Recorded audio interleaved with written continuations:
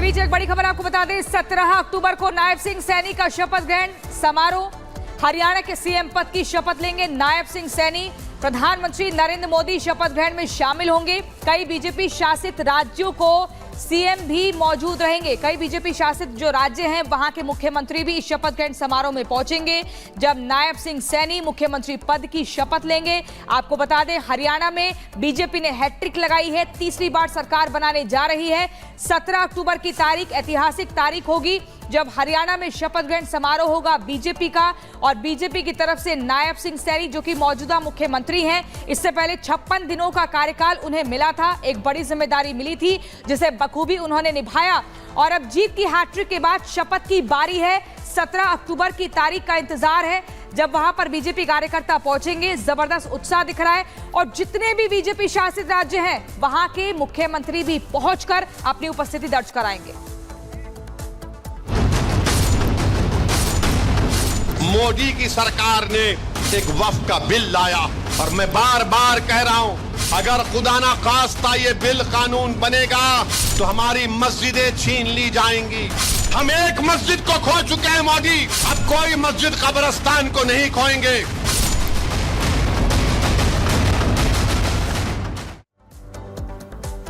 वहीं वक्फ बिल को लेकर AIMIM के अध्यक्ष असदुद्दीन ओवैसी ने एक बार फिर भड़काऊ बयान अब दिया है। उनका यह कहना कि यहां पर मुसलमानों को खतरा है।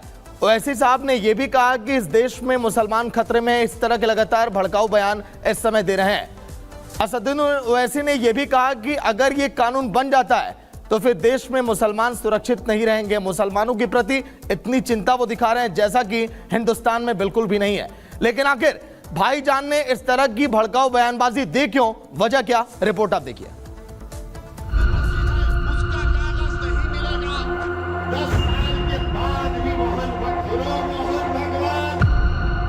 मोदी की सरकार ने एक वक्फ का बिल लाया, और मैं बार बार कह रहा हूं, अगर खुदा ना खास्ता ये बिल कानून बनेगा, अगर ये वक्फ का कानून बनेगा तो मुल्क में सोशल इंस्टेबिलिटी पैदा होगी।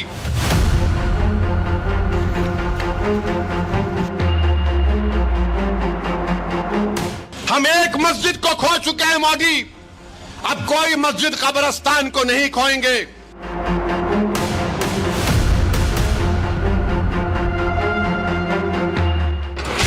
वजूद पर संकट है या भविष्य की फिक्र? ये सवाल इसलिए क्योंकि मंचों से अमन और भाईचारे का पैगाम देने वाले असदुद्दीन ओवैसी अब मुसलमानों को भड़काने पर उतारू हो गए हैं।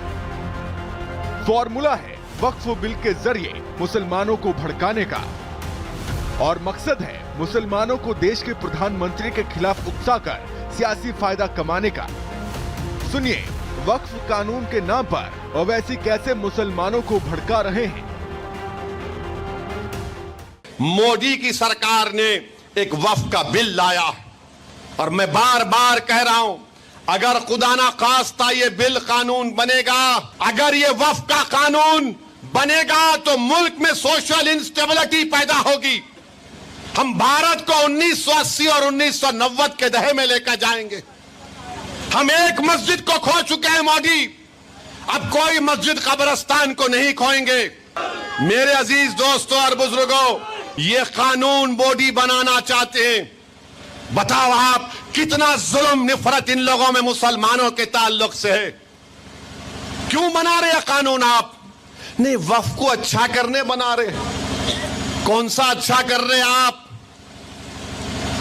गवर्नमेंट, कलेक्टर को पावर, वक्फ बाय यूजर गायब, रेट्रोस्पेक्टिव रजिस्ट्रेशन, ट्राइब्यूनल गायब, लिमिटेशन एक्ट अप्लाई होगा, इवैक्यू प्रॉपर्टी खत्म। को क्या बचेगा फिर? खाली कागज पे लिखा होगा वक्फ बोर्ड। मालिक कौन होंगे? मोदी होंगे। लोकसभा चुनाव में मिली करारी शिकस्त और लगातार हो रहे विधानसभा चुनावों में वोट का ग्राफ गिरने के बाद अब ओवैसी एक बार फिर सीट बेल्ट बांधकर तैयार हैं। जोश ऐसा कि महाराष्ट्र, झारखंड और दिल्ली में होने वाले चुनाव से पहले पीएम मोदी के खिलाफ लोगों को भड़काने में जुट गए हैं। युद्ध मिडिल ईस्ट में छिड़ा है। एक अकेले इजराइल के साथ कई मुस्लिम देश एक साथ लड़ रहे हैं। लेकिन उसके लिए भी ओवैसी प्रधानमंत्री नरेंद्र मोदी पर निशाना साध रहे हैं। फलस्तीन में 70% लोगों के घर बर्बाद कर दिए वो जालिम बेंयामिन नेतन्याहू। अल्लाह उसको गारत करे, अल्लाह उसको जहन्नम का कुत्ता बनाकर जहन्नम में डाले। हशर का मैदान यहीं पर होगा, यहीं पर हिसाब किताब मीजान लगाया जाएगा। और जो दुनिया के बड़े बड़े लोग जिनके जमीनों में अल्लाह ने दौलत दी, आज वो गूंगे बनकर बैठे हैं। अरे जालिमों, तुमको और हम सबको अपने अपने अमाल का हिसाब देना पड़ेगा। ओवैसी के इस भड़काऊ बयान के पीछे एक सच्चाई ये भी हो सकती है कि ओवैसी की पार्टी AIMIM और नगीना के सांसद चंद्रशेखर की आजाद समाज पार्टी यूपी की 10 सीटों पर होने वाले उपचुनाव में गठबंधन करके लड़ सकते हैं। और ऐसे में माना जा रहा है कि ओवैसी चुनाव से पहले अपनी सियासी जमीन तैयार कर रहे हैं ताकि मुसलमानों को बरगलाकर वो मुसलमानों का वोट हासिल कर सकें और दलित मुस्लिम गठजोड़ से अपनी सियासत चमका सकें। Bureau report, Republic Bharat.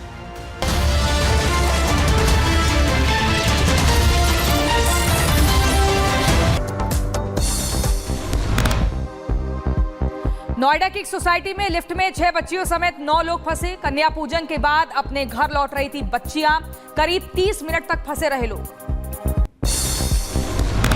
Uttar Pradesh के महाराजगंज में दुर्गा पंडाल के दौरान हंगामा, 2 पक्षों के बीच हुई झड़प, मुस्लिम समुदाय के लोगों पर दर्ज किया गया मुकदमा।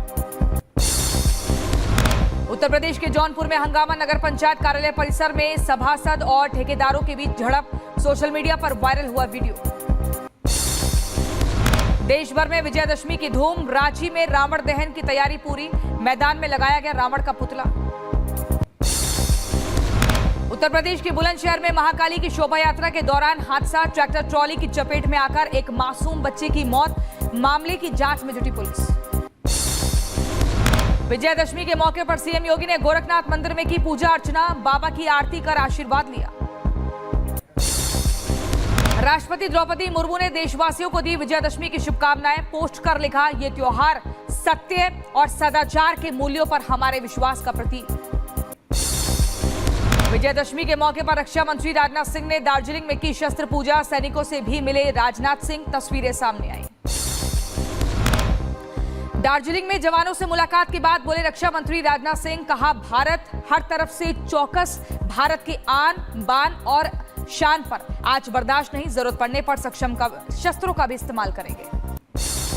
साथियों, मैं इस बात का देशवासियों को विश्वास दिलाता हूं। साथियों, किसी भी वस्तु की पूजा करने का यह स्पष्ट संकेत होता है कि जरूरत पड़ने पर उसका पूरी ताकत के साथ प्रयोग किया जाएगा।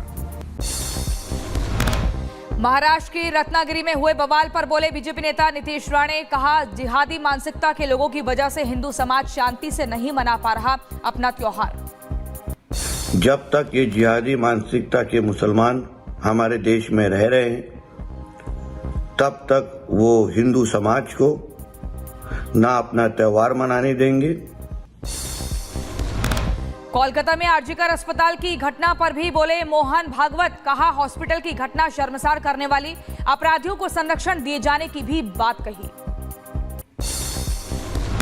होने के बाद भी वहां जिस प्रकार से टालमटाल का प्रयास हुआ, अपराधियों को संरक्षण देने का प्रयास हुआ, जो अपसंस्कृति फैली है उसके साथ अपराध और राजनीति का जो गठबंधन हो गया है, उसके ये परिणाम है।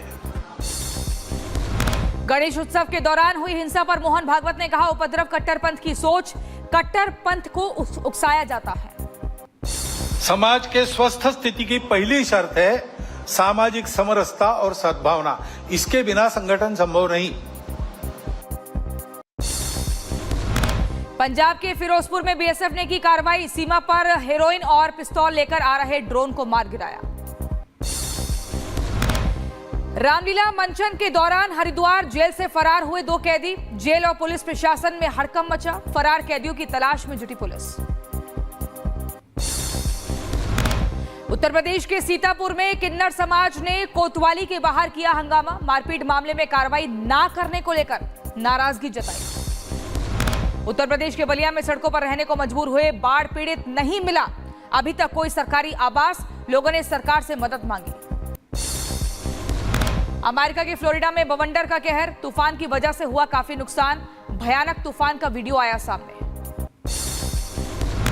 फ्लोरिडा में तूफान मिल्टन को लेकर अलर्ट मोड पर सरकार।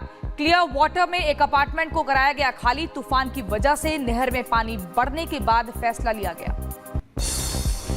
फ्लोरिडा में तूफान मिल्टन ने बरपाया कहर। तूफान से हुए नुकसान की मरम्मत कर रहे स्थानीय निवासी। तेज हवाओं की वजह से तटीय समुदाय तहस नहस हुए।